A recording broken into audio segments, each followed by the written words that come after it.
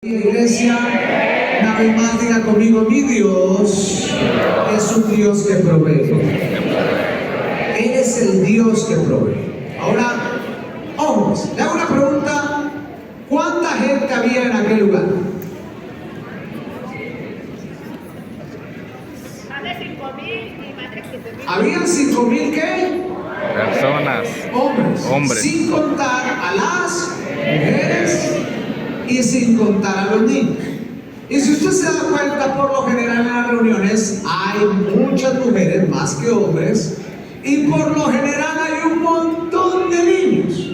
Así que los teólogos creen que más o menos en aquel lugar había unas 15,000 personas reunidas. Ahora, ojos, la palabra dice que todos comieron hasta que se... Ahora, le hago una pregunta: ¿con cuántos peces se llena una persona?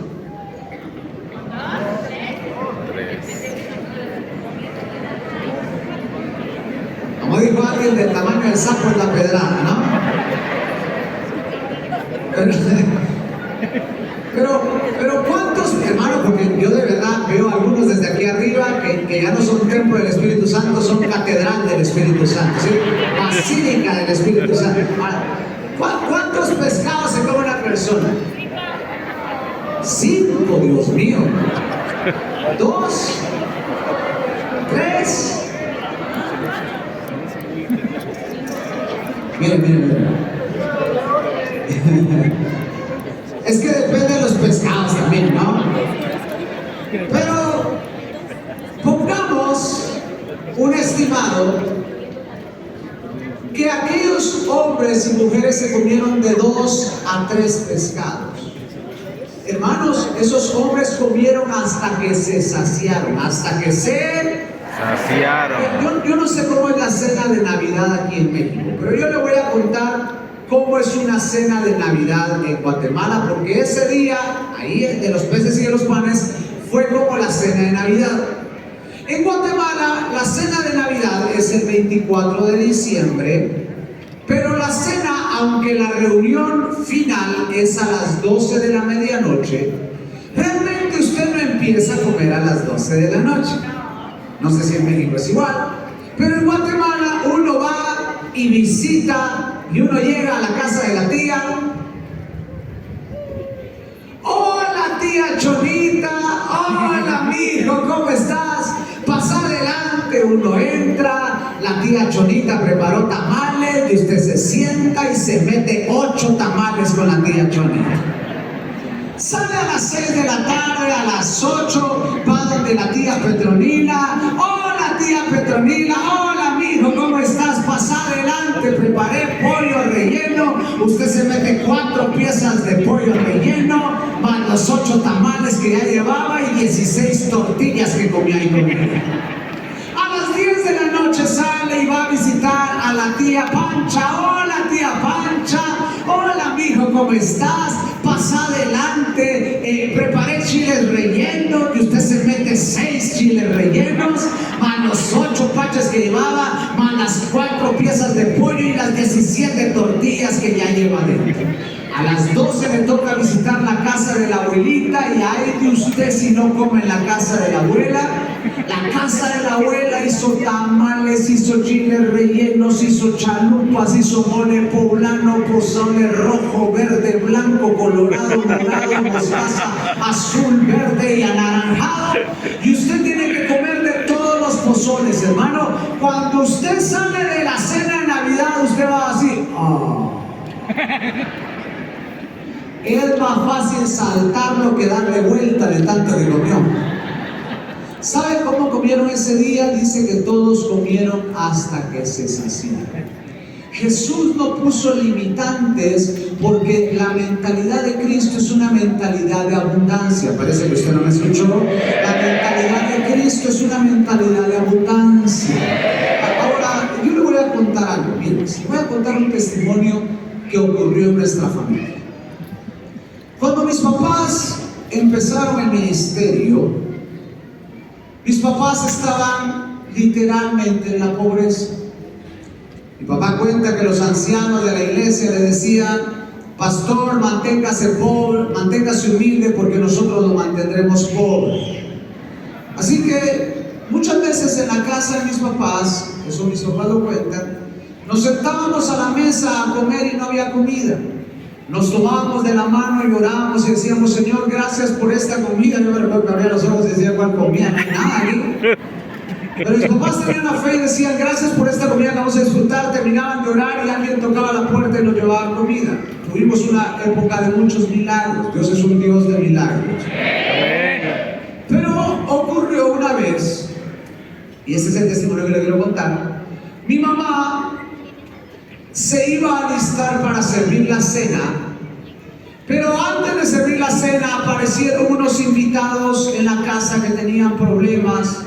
Así que llegaron para que mis papás como pastores les dieran consejería. Y mis papás los escuchan y empiezan a orar por ellos. Y mientras están orando, mi mamá está preocupada porque van a comer, porque ya nosotros éramos 6, más los otros 4 que habían llegado éramos 10. Y mi mamá decía: Dios mío, ¿qué voy a hacer para darle de comer a esta gente? Si apenas va a alcanzar para nosotros, ¿qué le vamos a dar de comer a la gente? Y mi mamá cuenta la historia que el Espíritu Santo le habló y le dijo: Dorita, se llama mi mamá, Dorita le dijo: hay arroz.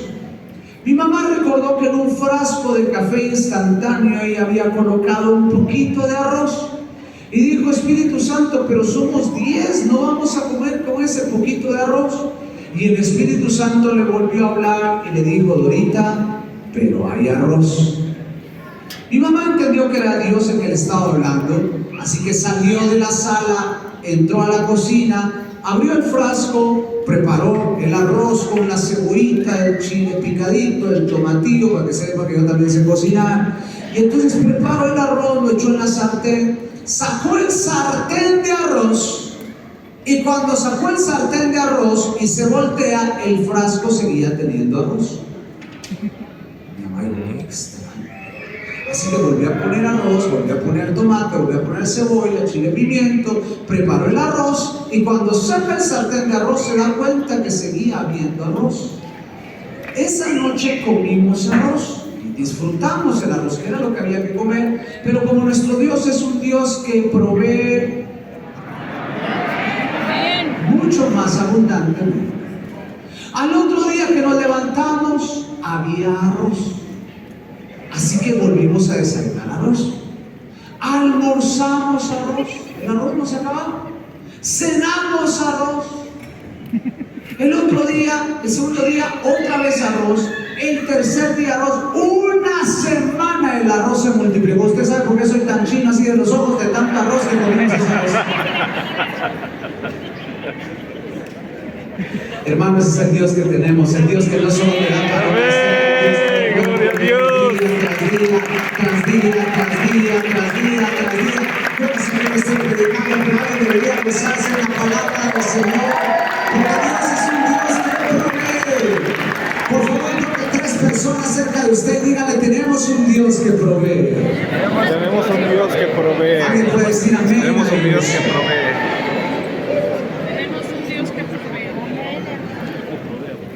Dice la palabra del Señor que todos comieron hasta que se saciaron. Pero como Dios es un Dios que da,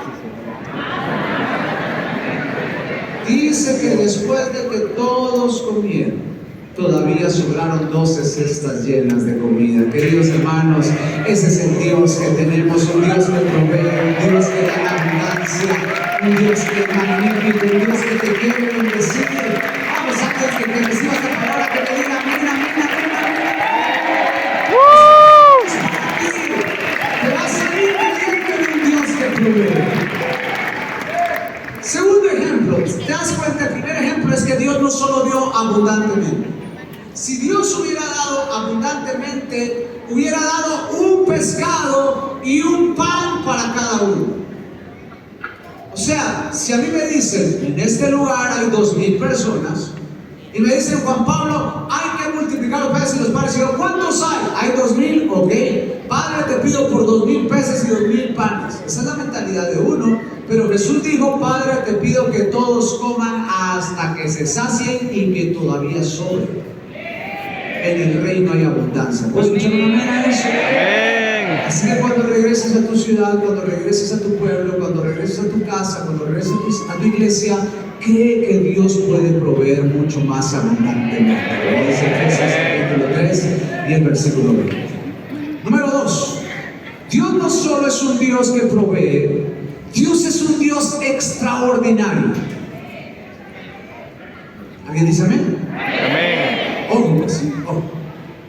En Juan capítulo 21 encontramos una escena hermosa. La escena es muy linda y hablé precisamente de este pasaje de Juan 21, lo hablé en el podcast que graban en esta congregación. Ayer con hermano Clever, hermana Abby, tuve la oportunidad y esta fue la enseñanza que yo di. Así que no voy a entrar de lleno en todo, pero básicamente la enseñanza es que Pedro le ha fallado al Señor, Pedro niega a Cristo y en Juan 21 vemos a Pedro regresando a pescar. Aun cuando en Lucas 5 ya Jesús le había dicho: Pedro, no serás un pescador de peces, serás un pescador de hombres. Pero ahora Pedro está regresando a la mar para pescar. Hombres. Y dice la palabra del Señor en Juan 21 que pasó toda la noche pescando. Ayúdenme, ¿cuánto tiempo pasó? Toda la noche. ¿Y cuánto pescaron? Así como unos solteros que vinieron al INSS y no han pescado. Nada.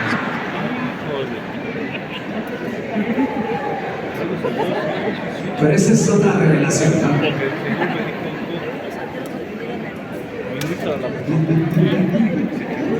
Ay, Dios mío, Dani no nos va a volver a invitar aquí.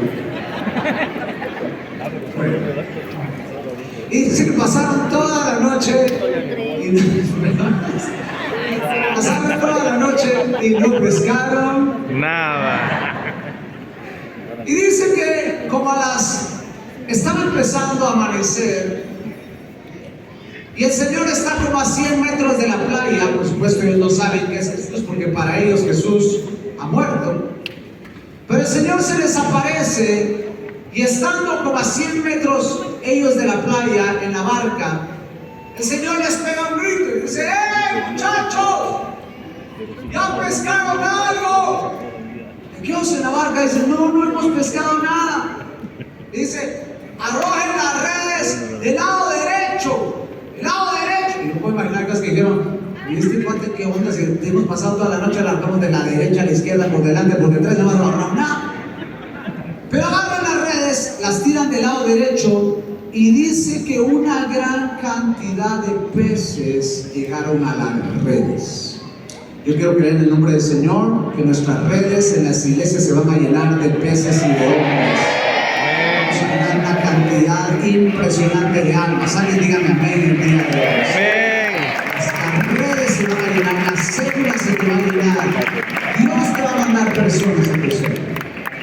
Ahora, ojo pues, ya lo que Dios hace es algo impresionante. Pero le hago una pregunta: ¿a qué se dedicaba Pedro? Pescado. Era un pescador.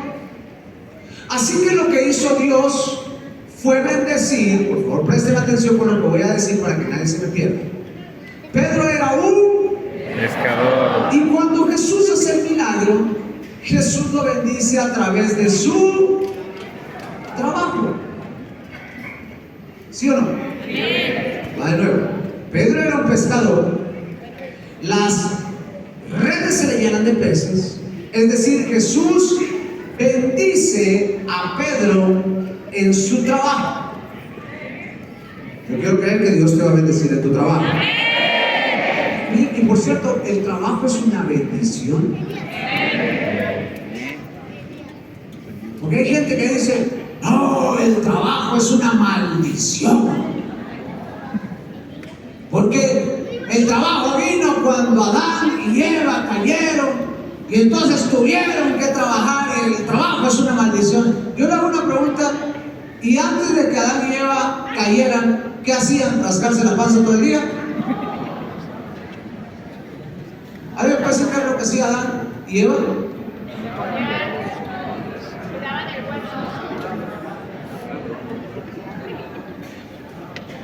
labraban el huerto. O sea, ellos no estaban en una hamaca acostados tomándose una Coca-Cola. A Adán le tocaba trabajar. Dice que no solo tenía que labrar el huerto, sino que le tuvo que poner nombre a todos los animales. Imagínense ustedes diciendo, vos sos gato, perro, mono, chihuahua. Se recuerdan de la parábola, ¿no? Orangután. Orangután. ¿De dónde se sacó esos nombres Adán? Mono araña. Ahora, lo que pasa es que en el huerto estaban con la bendición de Dios y afuera tenían